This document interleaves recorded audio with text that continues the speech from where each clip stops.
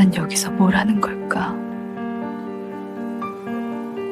수진아, 오랜만이네. 정우 오빠, 여기서 뵐 줄은 몰랐어요.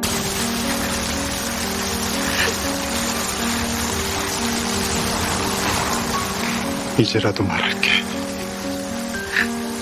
널 잊은 적 없어.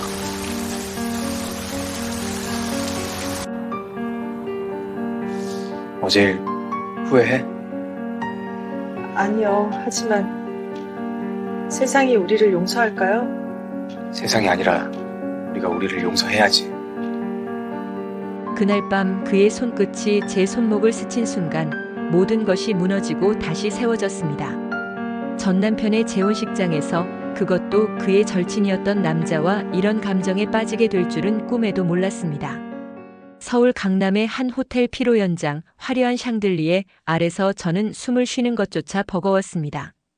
15년 전 결혼했던 그 남자가 새 신부와 케이크를 자르는 모습을 보며 저는 오히려 홀가분했습니다. 이혼한 지 7년, 이제는 정말 남남이 되었다는 안도감이 밀려왔죠. 하지만 그 안도감은 오래가지 못했습니다. 수진아, 오랜만이네. 낮고 중후한 목소리가 등 뒤에서 들려왔습니다. 돌아보니 전 남편의 대학 선배이자 절친이었던 정우 오빠가 서 있었습니다. 검은 정장이 그의 넓은 어깨를 더욱 돋보이게 했고 은은한 향수 냄새가 코끝을 자극했습니다. 정우 오빠는 민재보다 4살 많은 56, 여전히 미혼이었습니다. 결혼 생활 15년 내내 명절이나 집들이 때마다 자주 만났던 사이였죠. 민재는 대학 선배인 정우 오빠를 형처럼 따랐고 저도 자연스럽게 정우 오빠라고 부르며 가까이 지냈습니다. 하지만 이혼 후 7년 만에 다시 만난 그는 왜인지 낯설고도 새로웠습니다. 그가 건넨 샴페인 잔을 받는 순간 우리의 손가락이 살짝 닿았습니다. 그 찰나의 접촉에서 전기가 통하는 듯한 전율이 척추를 타고 올라왔습니다. 황당했습니다. 48배 나이에 그것도 전 남편의 절친에게 이런 감정을 느끼다니. 7년 전까지만 해도 그는 그저 남편의 친한 선배, 명절 때마다 우리 집에 놀러와 하은이를 예뻐해주던 삼촌 같은 존재였습니다. 그런데 지금 제 앞에 선 그는 전혀 다른 사람처럼 느껴졌습니다. 하지만 그것은 시작에 불과했습니다. 그날 밤 피로 연장에서 시작된 재회가 어떻게 우리 두 사람의 인생을 송두리째 뒤흔들어 놓을지 그때는 아무도 몰랐습니다. 2024년 10월의 마지막 토요일, 저는 한참을 망설이다 결국 전 남편 민재의 청첩장을 들고 식장으로 향했습니다. 꼭 와줬으면 좋겠어. 우리도 이제는 좋은 친구로 지낼 수 있잖아. 민재의 뻔뻔한 전화에 거절하려 했지만 딸 하은이가 아빠의 결혼식에 가고 싶다고 조르는 바람에 어쩔 수 없었습니다. 22살이 된 하은이는 이미 아빠의 재혼을 받아들인 듯 했습니다. 식장 입구에서 숨을 고르고 있을 때였습니다. 누군가 제 어깨를 가볍게 두드렸습니다.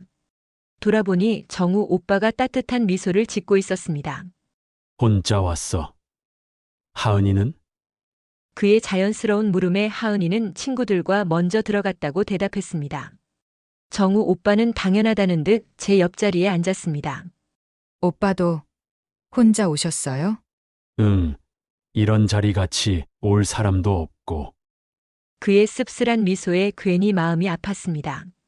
예식이 진행되는 동안 이상하게도 전 남편보다 옆에 앉은 정우 오빠가 더 신경 쓰였습니다. 그의 숨소리, 가끔 움직이는 손길, 그리고 은은하게 풍기는 채취까지. 결혼식장에서 그를 마지막으로 본 게 7년 전 제 이혼식 때였습니다. 그때 정우 오빠는 민재를 타이르며 저를 도와주려 했었죠. 수진이한테 너무하는 거 아니냐고 민재를 나무라던 모습이 아직도 선명했습니다. 피로연이 시작되고 하객들이 북적이는 가운데 정우 오빠가 제 팔꿈치를 살짝 건드렸습니다. 테라스로 나갈래? 여기 너무 답답해. 호텔 17층 테라스에는 시원한 가을바람이 불고 있었습니다. 서울의 야경이 발 아래 펼쳐졌고 두 사람 사이에는 묘한 정적이 흘렀습니다. 많이 힘들었지? 정우 오빠의 갑작스러운 질문에 숨이 막혔습니다. 7년 만에 듣는 그의 위로였습니다. 이제는 괜찮아요. 오빠야말로 왜 아직도 혼자이신지. 제 물음에 정우 오빠는 씁쓸하게 웃으며 난간을 바라봤습니다. 기다리는 사람이 있었거든. 하지만 그 사람은 이미 다른 사람의 아내였고, 이제는 자유로워졌지만 내가 다가갈 수 없는 사람이야. 그의 고백에 심장이 쿵 내려앉았습니다. 설마 하는 생각이 스쳐 지나갔지만 차마 확인할 용기는 없었습니다. 바람이 제 머리카락을 흩날렸고 정우 오빠는 자연스럽게 손을 뻗어 제 귀 뒤로 머리를 넘겨주었습니다. 그의 손끝이 제 볼을 스치는 순간 온몸의 세포가 깨어나는 듯 했습니다. 마치 죽어있던 제 안의 여자가 다시 숨을 쉬기 시작한 것처럼. 수진아, 그가 제 이름을 부르려는 순간 테라스 문이 벌컥 열렸습니다. 엄마, 여기 있었네. 하은이었습니다.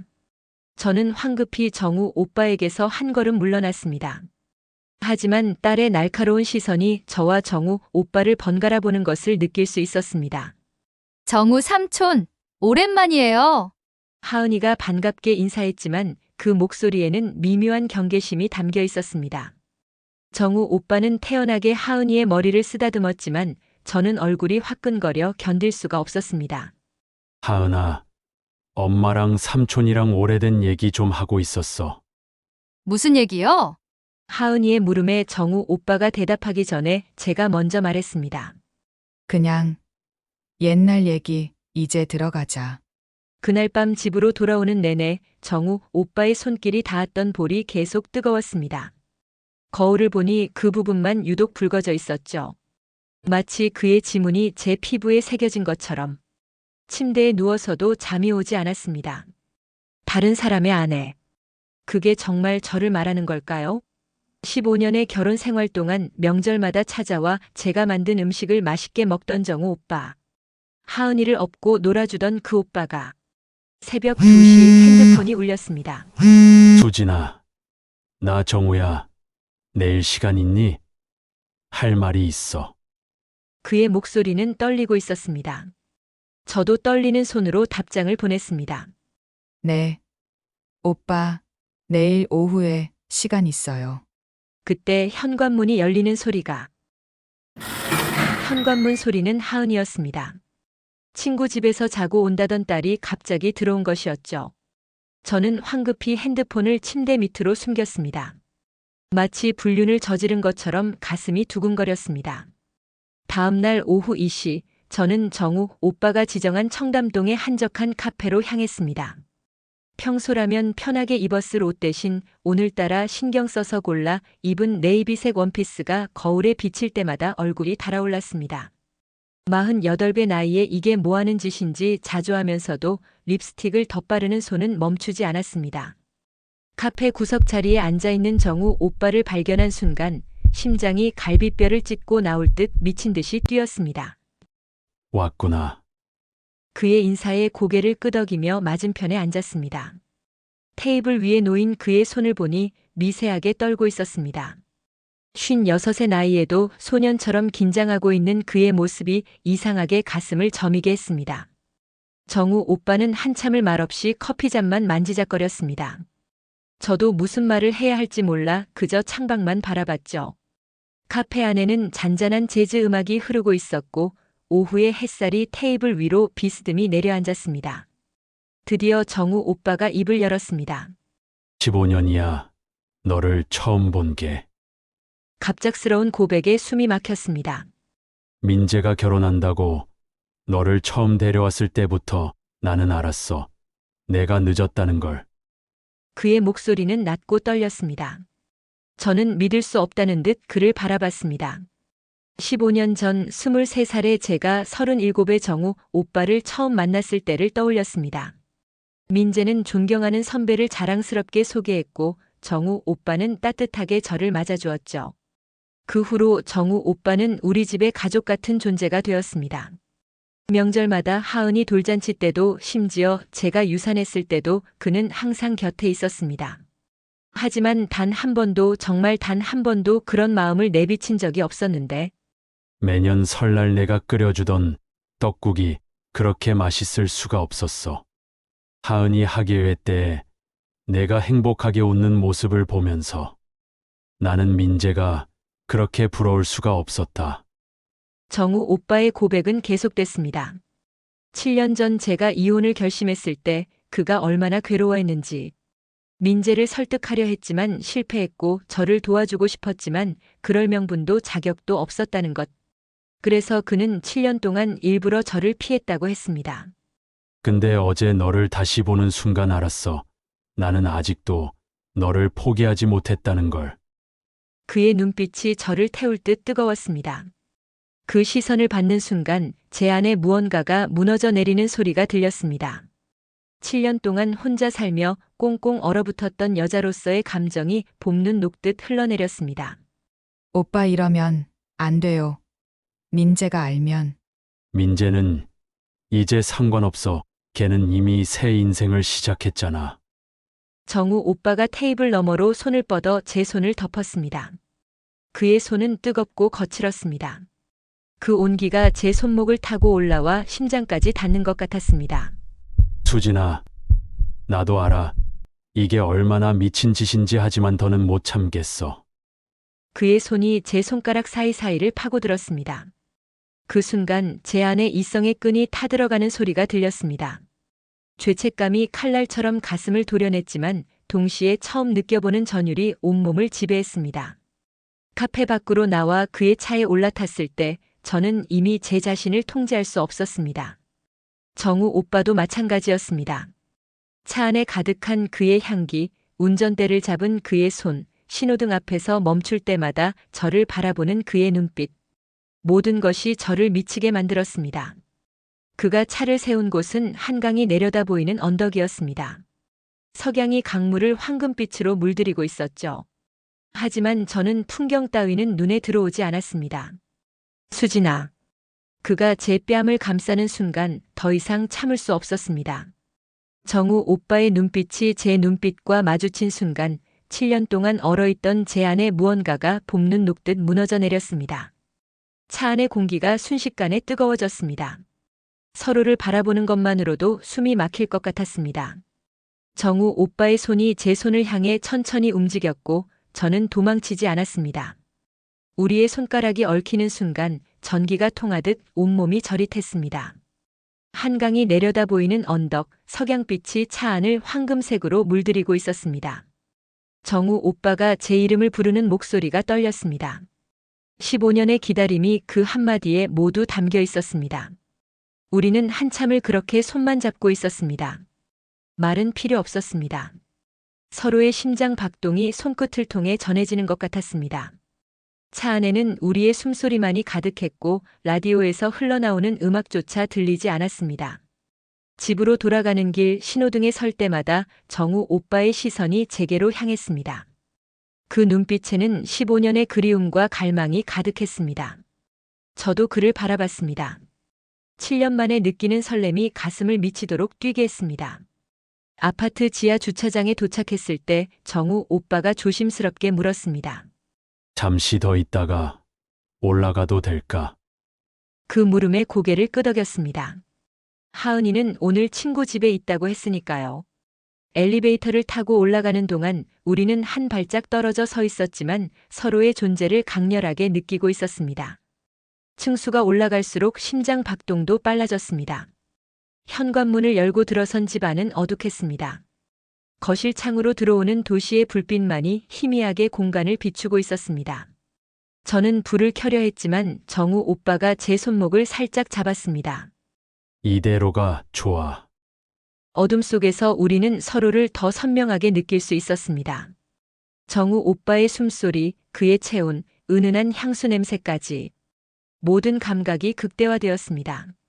거실 소파에 나란히 앉았지만 점점 가까워지고 있었습니다. 마치 자석처럼 서로에게 끌리는 것을 막을 수 없었습니다. 정우 오빠가 제 머리카락을 귀 뒤로 넘겨주는 손길에 온몸이 떨렸습니다. 15년 동안 이 순간을 꿈꿨어. 그의 고백에 눈물이 났습니다. 창밖에서 들려오는 도시의 소음이 멀게만 느껴졌습니다. 이 순간 이 공간에는 오직 우리 둘만 존재하는 것 같았습니다. 정우 오빠가 제 눈물을 닦아주었습니다. 그 손길이 너무 따뜻해서 더 울고 싶었습니다. 7년 동안 혼자 견뎌온 외로움이 한꺼번에 쏟아지는 것 같았습니다. 거실의 시계가 밤 11시를 알렸습니다. 시간이 멈춘 것 같았지만 실제로는 2시간이나 지나 있었습니다. 우리는 그저 서로를 바라보고 손을 잡고 때로는 포옹하며 시간을 보냈습니다.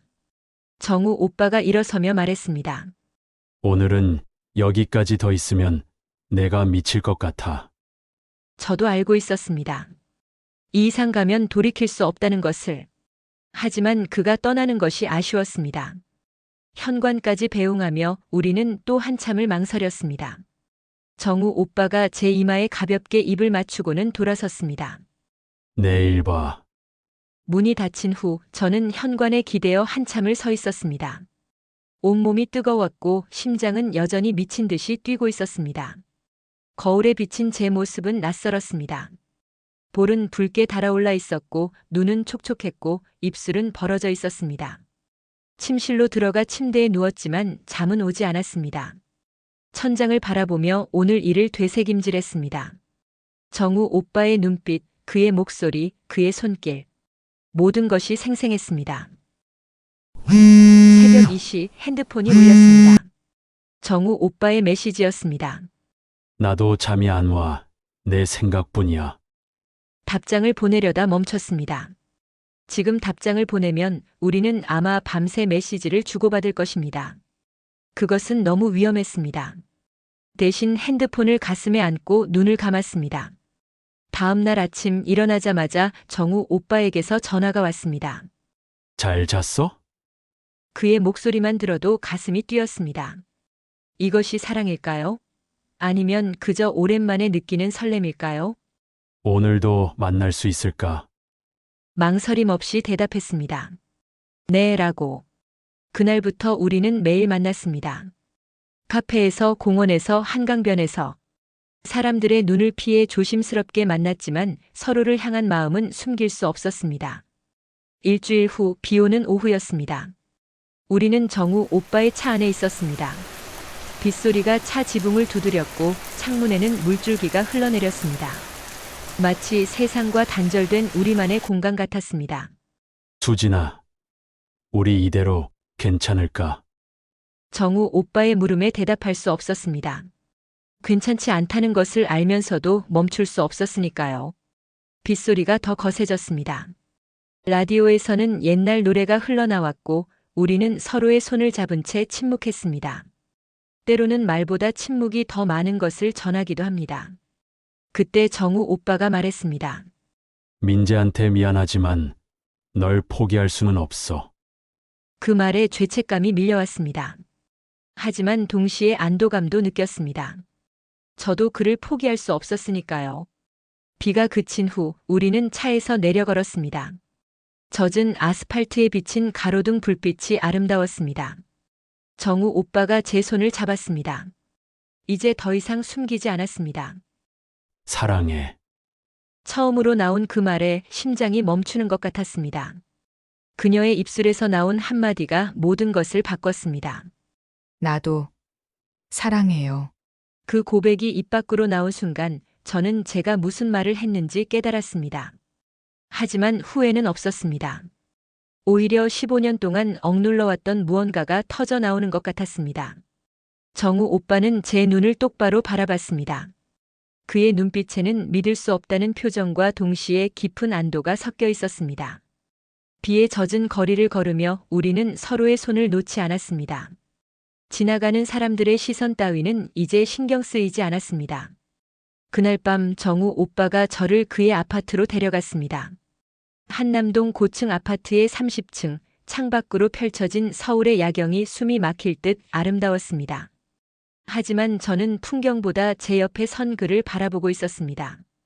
거실의 조명은 어둡게 켜져 있었고 소파에서 흘러나오는 클래식 음악이 공간을 채웠습니다. 정우 오빠가 와인 2잔을 따라 건넸습니다. 잔을 받는 우리의 손이 또다시 스쳤고 그때마다 전기가 흐르는 듯한 전율이 온몸을 휘감았습니다. 15년이야. 수진아, 15년 동안 이 순간을 기다렸어. 그의 목소리는 떨렸고 저도 떨렸습니다. 와인을 한 모금 마시자 목구멍이 뜨거워졌습니다. 아니, 뜨거운 건 와인이 아니라 이 순간의 공기였습니다. 우리 사이의 긴장감이 너무 팽팽해서 숨 쉬는 것조차 조심스러웠습니다. 정우 오빠가 소파에 앉았고 저도 그 옆에 앉았습니다. 처음엔 한 뼘 정도 떨어져 있었지만 대화를 나누면서 점점 가까워졌습니다. 그가 제 어깨를 감싸는 순간 저는 더 이상 도망치지 않았습니다. 오히려 그의 품에 몸을 맡겼습니다. 창밖에 야경이 반짝이고 있었습니다. 하지만 제 눈에는 아무것도 들어오지 않았습니다. 오직 정우 오빠의 심장 박동 소리만이 제 귓가에 들렸습니다. 그의 손이 제 머리카락을 쓰다듬었고 그 손길은 너무나 조심스러웠습니다. 깨질까 봐 두려워하는 것처럼. 시간이 얼마나 흘렀을까요? 우리는 그렇게 서로를 껴안은 채 오랫동안 있었습니다. 말은 필요 없었습니다. 서로의 온기만으로 충분했습니다. 정우 오빠의 향기가 제 코끝을 자극했고 그의 체온이 제 온몸을 데웠습니다. 그때 정우 오빠가 제 얼굴을 들어올렸습니다. 우리의 시선이 마주쳤고 그 눈빛만으로도 모든 것을 알 수 있었습니다.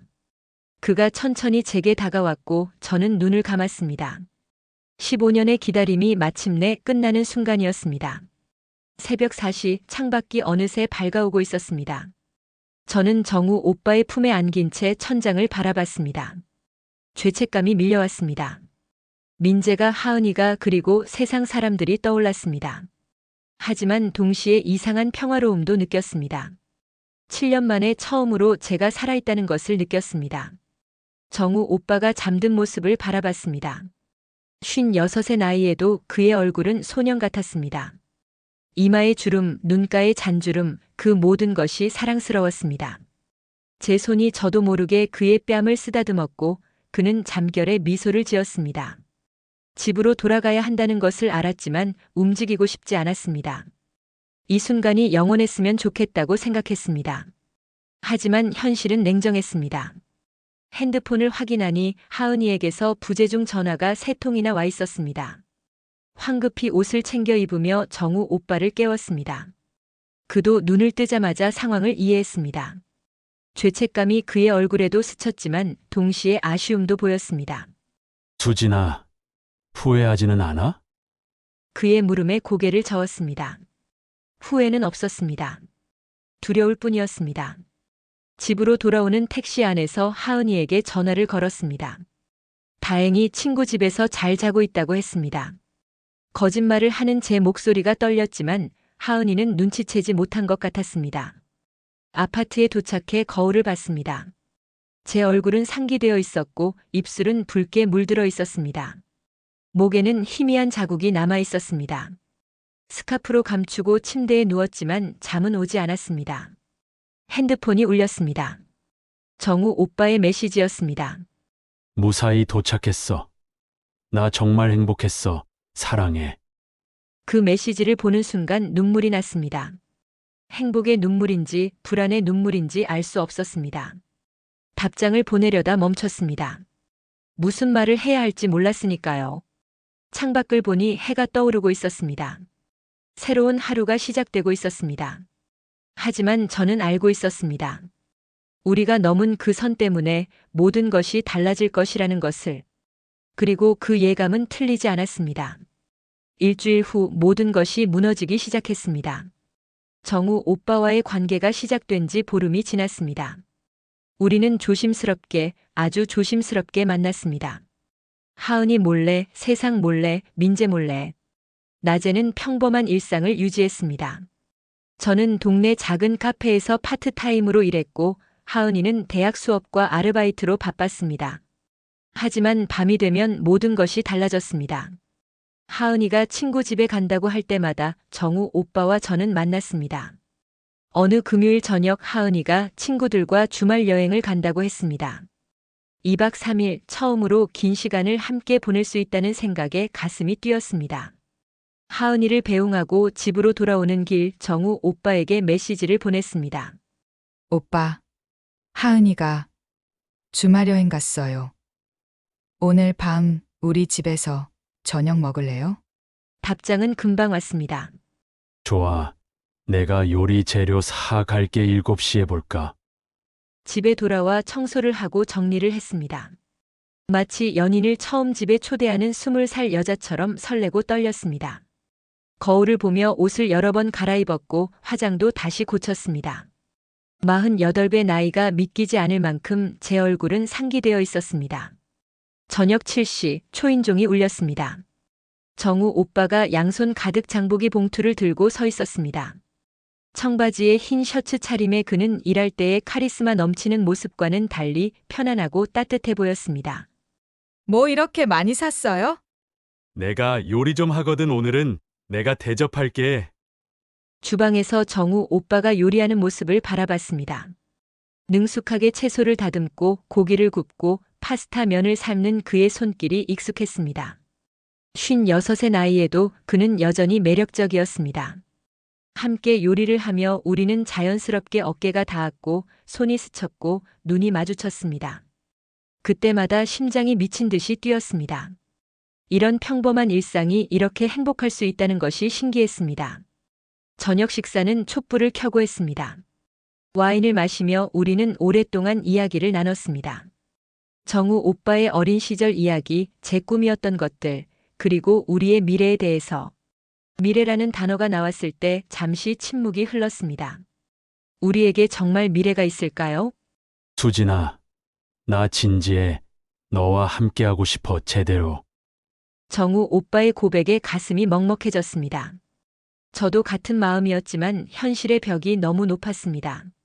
민재는 재혼했지만 여전히 저와 하은이를 자신의 영역으로 생각했고 하은이는 아직 제 연애에 대해 전혀 모르고 있었습니다. 오빠도 알잖아요. 이게 얼마나 복잡한 상황인지. 알아. 하지만 포기하고 싶지 않아. 그의 손이 테이블 너머로 뻗어와 제 손을 잡았습니다. 촛불에 비친 그의 얼굴은 진지했고 그 눈빛에는 결연함이 담겨 있었습니다. 식사 후 우리는 거실 소파에 앉아 영화를 틀었습니다. 하지만 영화는 핑계였고 우리는 서로에게만 집중했습니다. 정우 오빠의 품에 안긴 채 저는 이 순간이 영원했으면 좋겠다고 생각했습니다. 밤 11시가 넘어가고 있었습니다. 정우 오빠가 일어서려 하자 제가 그의 손목을 잡았습니다. 오늘은 가지 마요. 그 한마디에 모든 것이 담겨 있었습니다. 정우 오빠는 잠시 망설이다가 고개를 끄덕였습니다. 우리는 침실로 향했고 문을 닫는 순간 세상과 단절된 것 같았습니다. 새벽 2시 정우 오빠의 품에 안긴 채 잠들려는 순간이었습니다.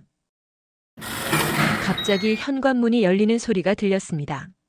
심장이 멎는 것 같았습니다. 하은이는 일요일 저녁에 온다고 했는데 엄마, 나왔어. 여행 취소됐어. 하은이의 목소리가 거실에서 들려왔습니다. 정우 오빠와 저는 얼어붙었습니다. 급하게 옷을 챙겨 입으며 뭐라도 해야 한다는 것을 알았지만 머릿속이 하얗게 변했습니다. 엄마? 불 왜 이렇게 어둡게 켜놨어? 아직 안 주무셨어? 침실 문이 열렸습니다. 하은이가 서 있었고 그 눈은 침실 안에 두 사람을 번갈아 보고 있었습니다. 정우 오빠의 재킷이 의자에 걸려 있었고 남자 구두가 현관에 놓여 있었고 무엇보다 침대 위에 우리 모습이 모든 것을 말해주고 있었습니다. 정우 삼촌! 하은이의 목소리가 떨렸습니다. 믿을 수 없다는 표정으로 저를 바라보는 딸의 눈에서 눈물이 차올랐습니다. 하은아, 이건 변명을 하려 했지만 입이 떨어지지 않았습니다. 무슨 말을 해도 변명일 뿐이었습니다. 하은이는 고개를 저으며 뒤로 물러났습니다. 엄마 어떻게 아빠 친구잖아요. 내가 삼촌이라고 부르던 사람이잖아요. 하은이의 목소리가 점점 커졌습니다. 그 목소리에 담긴 배신감과 충격이 제 가슴을 칼로 도려내는 것 같았습니다. 하은아, 진정하고 얘기 좀. 정우 오빠가 다가가려 하자 하은이는 손을 내저었습니다. 삼촌도 어떻게 이러실 수가 있어요? 아빠 제일 친한 친구였잖아요. 하은이는 울면서 자기 방으로 뛰어들어갔고 문을 쾅 닫는 소리가 집 안을 울렸습니다. 정우 오빠와 저는 그 자리에 얼어붙어 서 있었습니다. 거실의 시계가 새벽 2시 30분을 가리키고 있었습니다. 촛불은 이미 꺼져 있었고 와인잔은 텅 비어 있었고 우리의 행복했던 저녁은 악몽으로 변해 있었습니다. 정우 오빠가 떨리는 목소리로 말했습니다. 수진아, 미안해, 내가. 아니에요. 오빠, 오늘은 그냥 가요. 그를 보낼 수밖에 없었습니다. 정우 오빠는 미안하다는 말을 남기고 집을 나섰습니다. 문이 닫힌 후 저는 하은이 방문 앞에 섰습니다. 안에서는 흐느끼는 소리가 들렸습니다. 하은아, 엄마야, 문 좀 열어줄래? 대답이 없었습니다. 저는 바닥에 주저앉아 문에 기댔습니다. 딸의 울음소리를 들으며 저도 소리 없이 울었습니다. 모든 것이 무너지고 있었습니다. 하은이는 사흘 동안 방문을 열지 않았습니다. 문 앞에 놓아둔 밥은 그대로였고 안에서는 가끔 흐느끼는 소리만 들렸습니다. 저는 문 앞에서 밤을 새우며 딸에게 말을 걸었지만 돌아오는 건 침묵뿐이었습니다. 정우 오빠에게서는 하루에 10통이 넘는 전화와 메시지가 왔습니다. 하지만 저는 받을 수 없었습니다. 지금은 하은이가 먼저였으니까요. 딸을 잃을 수는 없었습니다. 사흘째 되던 아침 하은이가 마침내 방문을 열었습니다. 딸의 얼굴은 퉁퉁 부어 있었고 눈은 충혈되어 있었습니다. 머리는 헝클어져 있었고 며칠 동안 씻지 않은 듯 옷도 구겨져 있었습니다. 하은아, 제가 다가가려 하자 하은이는 한 걸음 물러섰습니다. 그 거리가 너무나 멀게 느껴졌습니다. 22년을 함께 살아온 딸이 이렇게 낯설 수가 없었습니다. 엄마, 진짜 그 사람이랑 사귀는 거예요? 하은이의 목소리는 쉬어 있었습니다. 며칠 동안 울었을 딸을 보니 심장이 찢어지는 것 같았습니다. 하지만 거짓말은 할 수 없었습니다. 그래. 미안해. 하은아, 왜요? 왜 하필 정우 삼촌이에요? 세상에 남자가 얼마나 많은데. 하은이의 목소리가 떨렸습니다. 저는 소파에 앉으며 딸에게도 앉으라고 손짓했습니다. 하은이는 망설이다가 저와 최대한 멀리 떨어진 자리에 앉았습니다. 엄마도 몰랐어. 이렇게 될 줄. 근데 마음이 그래. 15년 전부터 오빠는 15년 전부터요? 그럼 아빠랑 결혼했을 때부터? 하은이의 눈이 커졌습니다. 저는 고개를 저었습니다. 아니야. 엄마는 몰랐어. 오빠만 혼자 그 마음을 숨기고 있었대. 하은이는 손으로 얼굴을 감쌌습니다. 이해하려 애쓰는 것 같았지만 받아들이기 힘든 것도 사실이었습니다. 22살의 딸에게 엄마의 연애는, 그것도 아빠의 절친과의 연애는 너무 충격적이었을 것입니다. 아빠가 알면 어떻게 되는지 알아요? 하은이의 물음에 입이 떨어지지 않았습니다. 민재. 그 이름만 떠올려도 가슴이 답답해졌습니다. 재혼했다고는 하지만 그가 이 사실을 알게 되면 어떤 일이 벌어질지 상상이 되었습니다. 하은아, 아빠한테는 말하지 마. 전 아무 말도 안 할 거예요. 하지만 엄마도 알잖아요. 아빠는 언젠가 알게 될 거예요. 하은이는 자리에서 일어나며 말했습니다. 전 당분간 친구네 집에서 지낼게요. 엄마 얼굴 보기 힘들어요. 그 말이 가슴에 비수처럼 꽂혔습니다. 하은이는 짐을 챙겨 집을 나갔고 저는 텅 빈 집에 혼자 남겨졌습니다. 그날 오후 더 이상 견딜 수 없어 정우 오빠에게 전화를 걸었습니다. 신호음이 한 번 울리자마자 그가 받았습니다. 수진아, 괜찮아? 하은이는? 그의 목소리에서 불안과 걱정이 묻어났습니다. 저는 며칠 동안의 일을 차분하게 설명했습니다. 하은이가 집을 나간 것, 민재에게 들킬까 두려운 것, 그리고 우리의 관계를 계속해야 할지 모르겠다는 것까지. 전화기 너머로 정우 오빠의 긴 한숨이 들렸습니다. 수진아, 우리 헤어져야 할까? 그 물음에 눈물이 터져 나왔습니다. 헤어지고 싶지 않았습니다. 하지만 딸을 잃을 수는 없었습니다. 오빠, 미안해요. 시간이 좀 필요해요. 하은이를 설득할 시간이. 알아, 기다릴게, 얼마든지. 전화를 끊은 후 저는 소파에 쓰러져 울었습니다. 행복했던 그 밤이 이렇게 악몽으로 변할 줄은 몰랐습니다. 일주일이 지났습니다. 하은이는 가끔 문자만 보냈고 정우 오빠와는 연락을 끊은 상태였습니다. 매일 밤 혼자 침대에 누워 천장을 바라보며 눈물을 흘렸습니다. 이 모든 것이 제 잘못인 것 같았습니다. 그러던 어느 날 예상하지 못한 전화가 걸려왔습니다. 민재였습니다. 수진아, 나야 주말에 시간 좀 낼 수 있어? 할 말이 있어. 심장이 얼어붙었습니다. 민재의 목소리는 평소와 달랐습니다. 뭔가를 알고 있는 듯한 차갑고 날카로운 톤이었습니다. 무슨 일인데? 전화로는 얘기 안 할게. 토요일 오후 2시. 우리 자주 가던 한강공원 벤치에서 보자. 일방적으로 전화가 끊겼습니다. 손이 떨렸습니다. 민재가 알았을까요? 하은이가 말했을까요? 아니면 다른 누군가가? 토요일이 되었습니다. 한강공원으로 가는 발걸음이 무거웠습니다. 결혼했을 때 자주 산책하던 그 길을 이제는 전혀 다른 이유로 걷고 있었습니다. 벤치에 민재가 앉아 있었습니다. 7년 만에 단둘이 만나는 자리였습니다. 재혼식 이후 처음이었죠. 그의 얼굴은 굳어 있었고 눈빛은 차가웠습니다. 앉아. 저는 그의 옆이 아닌 건너편 벤치에 앉았습니다. 한강물이 흐르고 있었고 자전거를 타는 사람들이 지나갔고 아이들이 웃으며 뛰어다녔습니다. 평화로운 오후였지만 우리 사이의 공기는 얼어붙어 있었습니다. 하은이한테 들었어. 민재의 첫마디에 숨이 막혔습니다. 역시 하은이가 말했구나. 아니, 딸을 탓할 수는 없었습니다. 하은이도 혼란스러웠을 테니까요. 민재야, 그건. 형이랑 사귄다며? 내 절친이었던 정우 형이랑? 민재의 목소리에 분노가 섞여 있었습니다. 하지만 그 분노는 사랑 때문이 아니었습니다. 자존심 때문이었습니다. 우리 이혼한 지 7년 됐잖아. 넌 재혼도 했고. 제 목소리는 떨렸지만 똑바로 말했습니다. 그래. 이혼했어. 근데 형은 아니지. 하필이면 형이냐고. 민재가 벤치를 주먹으로 쳤습니다. 지나가던 사람들이 쳐다봤습니다. 15년 동안 우리 집에 드나들던 사람이야. 하은이가 삼촌이라고 부르던 사람이라고. 이게 말이 돼? 민재의 목소리가 커졌습니다. 저는 고개를 숙였습니다. 변명할 말이 없었습니다. 형한테도 전화했어. 내일 만나기로 했어. 이번엔 제대로 정리하고 싶어. 민재가 자리에서 일어섰습니다. 떠나기 전 마지막으로 저를 보며 말했습니다. 수진아, 난 내가 행복하길 바랬어. 진짜로. 근데 형이랑은 안 돼. 그는 등을 돌려 걸어갔습니다. 저는 벤치에 앉은 채 한참을 움직이지 못했습니다.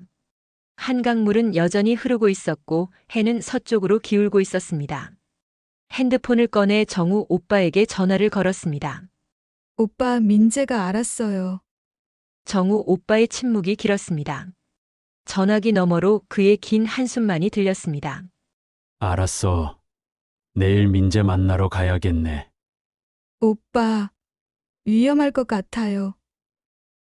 민재가 너무 화나 있어요. 괜찮아. 이건 내가 감당해야 할 일이야. 전화를 끊은 후 저는 한강변을 한없이 걸었습니다. 해가 지고 어둠이 내렸지만 집으로 돌아가고 싶지 않았습니다. 텅 빈 집에서 혼자 있는 것이 두려웠습니다. 다음 날 일요일 오후 정우 오빠는 민재가 지정한 장소로 향했습니다. 강남의 한 호텔 라운지, 사람들의 눈을 피할 수 있는 곳이었습니다. 저는 집에서 초조하게 기다렸습니다. 시계를 보며 분침이 움직일 때마다 가슴이 조였습니다. 민재는 이미 라운지 구석 자리에 앉아 있었습니다. 양복 차림의 그는 7년 전보다 더 날카로워 보였습니다. 재혼 후 사업도 잘 되고 있다는 소문을 들었지만 지금 그의 얼굴에는 성공한 남자의 여유는 없었습니다. 정우 오빠가 자리에 앉자 민재는 차가운 눈빛으로 그를 바라봤습니다. 둘 사이의 공기가 얼어붙었습니다. 20년 우정이 이렇게 차갑게 식어버린 것입니다. 민재의 주먹이 테이블 위에서 떨리고 있었고 정우 오빠는 그저 고개를 숙인 채 입을 열지 못했습니다. 분노와 배신감이 뒤섞인 민재의 표정을 보는 것만으로도 정우 오빠의 가슴은 찢어지는 것 같았습니다. 15년 동안 함께 명절을 보냈고 서로의 고민을 나눴고 때로는 형제보다 가까웠던 사이였습니다. 하은이 돌잔치 때 민재와 함께 술을 마시며 웃던 날들이 주마등처럼 스쳐 지나갔습니다.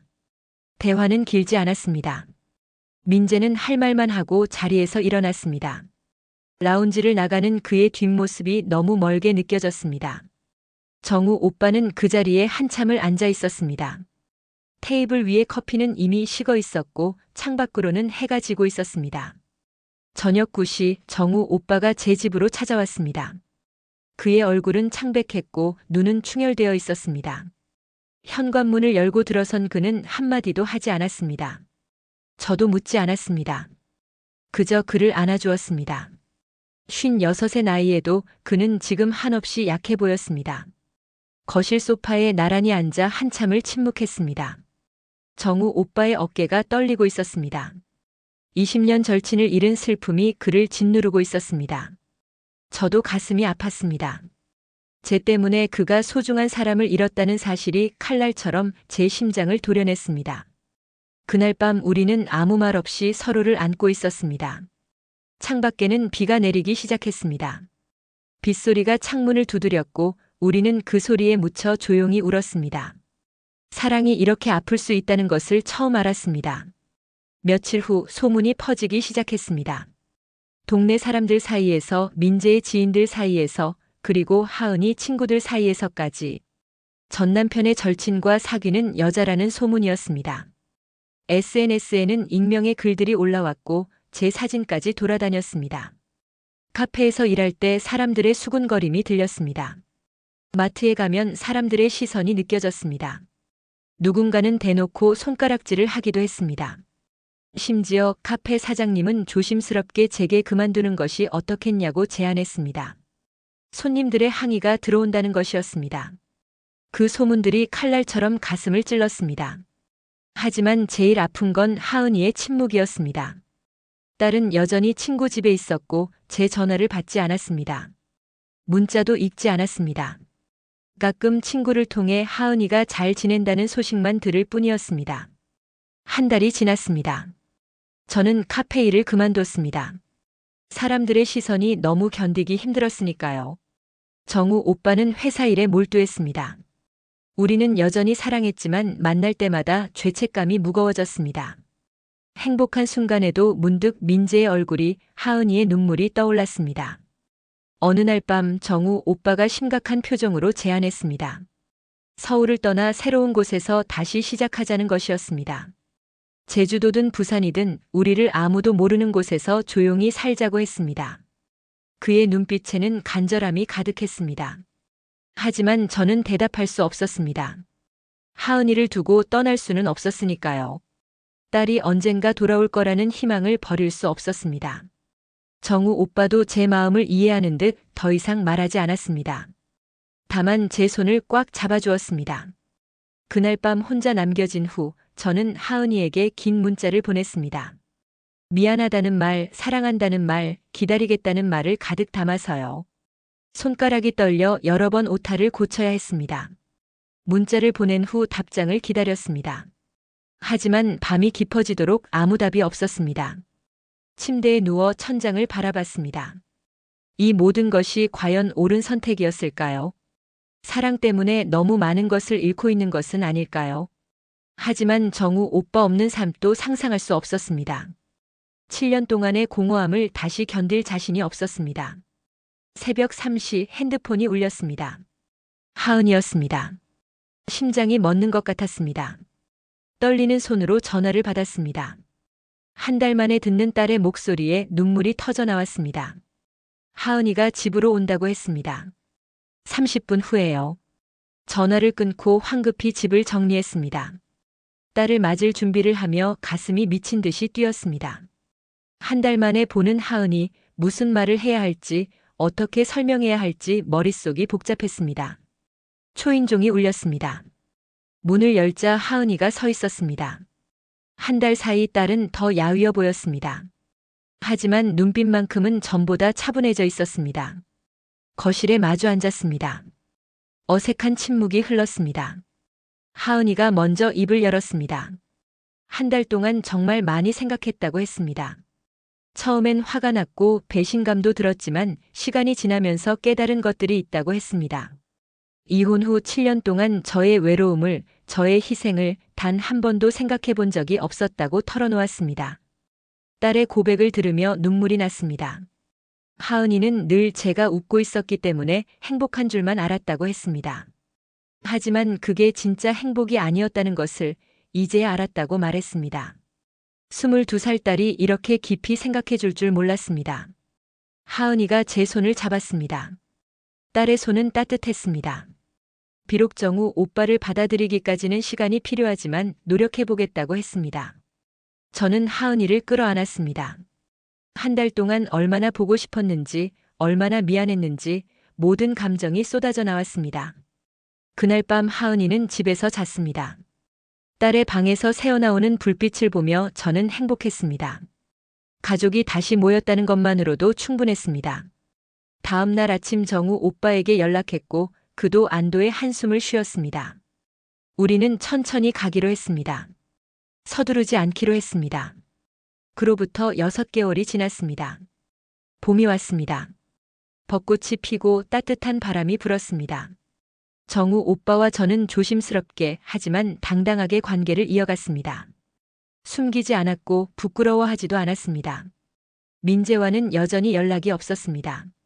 하지만 하은이를 통해 들으니 그도 새 가정에서 잘 지내고 있다고 했습니다. 재혼한 부인과의 사이에 아이도 생겼다는 소식을 들었습니다. 언젠가는 그도 이해해주겠죠. 아니면 평생 이해하지 못할 수도 있고요. 그것도 받아들이기로 했습니다. 동네 사람들의 수군거림도 점점 잦아들었습니다. 새로운 가십거리가 생기면 사람들은 금방 잊어버리니까요. 그래도 가끔은 날카로운 시선이 느껴졌지만 이제는 견딜만 했습니다. 정우 오빠가 옆에 있었고 하은이가 이해해 주었으니까요. 4월의 어느 토요일 정우 오빠와 저 그리고 하은이가 함께 한강을 걸었습니다. 벚꽃이 만개한 길이었습니다. 하은이는 우리보다 몇 걸음 앞서 걸으며 친구와 통화를 하고 있었습니다. 정우 오빠가 제 손을 잡았고 저는 그 손을 꽉 쥐었습니다. 햇살이 따뜻했습니다. 벚꽃잎이 바람에 날려 우리 위로 떨어졌습니다. 정우 오빠가 제 머리에 앉은 꽃잎을 떼어주며 미소 지었습니다. 그 미소에는 지난 6개월간의 아픔도 앞으로의 불안도 모두 녹아 있었습니다. 하지만 그보다 더 큰 것은 사랑이었습니다. 강변 벤치에 앉아 커피를 마셨습니다. 하은이는 아이스크림을 사러 갔고 우리는 잠시 둘만의 시간을 가졌습니다. 정우 오빠가 제 어깨에 손을 올렸고 저는 그의 어깨에 머리를 기댔습니다. 말이 필요 없었습니다. 이 순간이 영원했으면 좋겠다고 생각했습니다. 하은이가 돌아왔습니다. 손에 아이스크림 3개를 들고 있었습니다. 우리에게도 하나씩 건네며 환하게 웃었습니다. 그 미소를 보는 순간 모든 것이 괜찮아질 거라는 확신이 들었습니다. 저녁 무렵 집으로 돌아오는 길이었습니다. 하은이가 먼저 집에 들어가고 현관 앞에서 정우 오빠와 잠시 서 있었습니다. 그가 제 손을 잡고 말했습니다. 고맙다고 사랑한다고 앞으로도 잘 부탁한다고. 저도 같은 말을 되돌려 주었습니다. 엘리베이터가 올라가는 모습을 보며 저는 집 안으로 들어갔습니다. 하은이는 소파에 앉아 TV를 보고 있었습니다. 제가 들어오자 자리를 톡톡 치며 옆에 앉으라고 했습니다. 우리는 나란히 앉아 드라마를 봤습니다. 평범한 일상이었지만 이보다 더 행복할 수 없었습니다. 그날 밤 침대에 누워 창밖을 바라봤습니다. 별이 빛나고 있었습니다. 1년 전만 해도 상상할 수 없었던 행복이 지금 제 곁에 있었습니다. 물론 앞으로도 힘든 일들이 있겠죠. 민재와의 관계, 세상의 시선, 그리고 예상치 못한 어려움들. 하지만 두렵지 않았습니다. 정우 오빠가 있고 하은이가 이해해주고 무엇보다 제가 용기를 냈으니까요. 48배 나이에 다시 사랑을 시작한다는 것, 그것이 얼마나 큰 용기가 필요한 일인지 이제는 압니다. 핸드폰에 정우 오빠의 메시지가 왔습니다. 잘 자라는 짧은 인사였지만 그 안에 담긴 따뜻함이 느껴졌습니다. 저도 같은 말을 보내고 눈을 감았습니다. 꿈속에서 저는 벚꽃길을 걷고 있었습니다. 정우 오빠와 손을 잡고 하은이가 앞에서 웃으며 걷고 있었습니다. 그 길은 끝없이 이어져 있었고 우리는 계속 걸어가고 있었습니다. 봄은 이렇게 왔습니다. 여러분, 사랑은 때로 잘못된 문에서 시작될 수 있습니다. 하지만 그것이 진심이라면 용기를 내야 할 때가 있습니다. 수진 씨는 48의 나이에 세상의 비난과 딸의 눈물, 그리고 오랜 친구의 배신감 속에서도 자신의 감정에 솔직했습니다. 사랑에는 나이도, 과거도, 때로는 도덕적 잣대마저 무색해지는 순간이 있습니다. 중요한 것은 그 사랑이 진실한가, 그리고 그 선택으로 인한 책임을 질 준비가 되어 있는가입니다. 금단의 사랑이라는 낙인 속에서도 수진 씨와 정우 씨는 서로를 지켰고, 시간이 흐르며 하은이마저 엄마의 용기를 이해하게 되었습니다. 여러분의 인생에도 이런 순간이 올 수 있습니다. 그때 기억하세요. 진짜 사랑은 숨기는 것이 아니라 책임지는 것이라는 걸. 오늘 이야기가 마음에 와닿으셨다면 구독과 좋아요 부탁드립니다. 여러분의 사연도 언제든 기다리고 있겠습니다. 다음 이야기도 기대해 주세요.